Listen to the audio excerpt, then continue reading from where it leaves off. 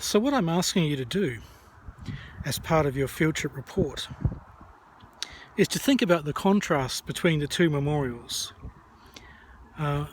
Which one's embedded in its community with reference to that community directly in the story that the bricks tell?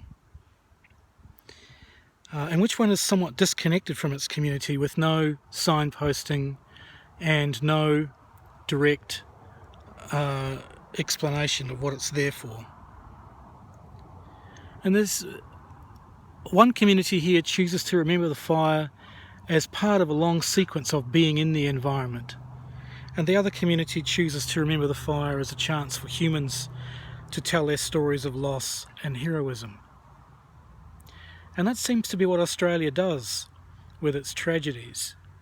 It remembers the loss and heroism, but always forgets the relationship between themselves and the natural environment that brought on the tragedy in the first place.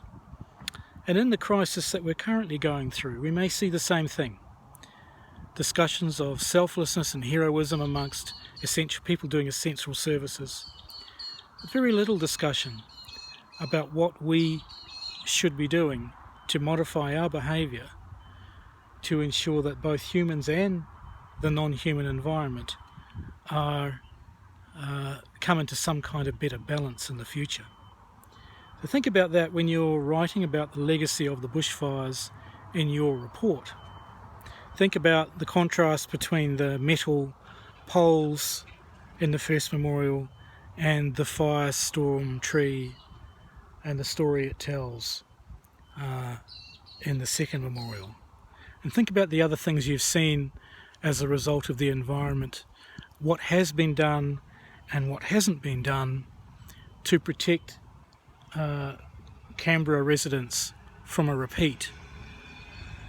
I think you'll find it's extremely interesting and tells us a great deal about human nature and the way that we insist that we should interact with the environment. Alright, that's it for the field trip. I hope that was of some use to you. I'm going to make sure that I'm online to answer questions and to develop any of these themes for people looking for further expansion.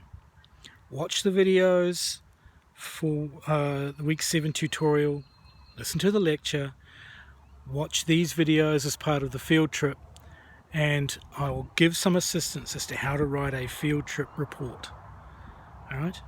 But I'm very permissive and I'm just looking for you to show me that you can see what happened and how humans responded as a result. In the meantime, stay well and don't over-prioritise your studies. Get it done, but other things are more important. See ya.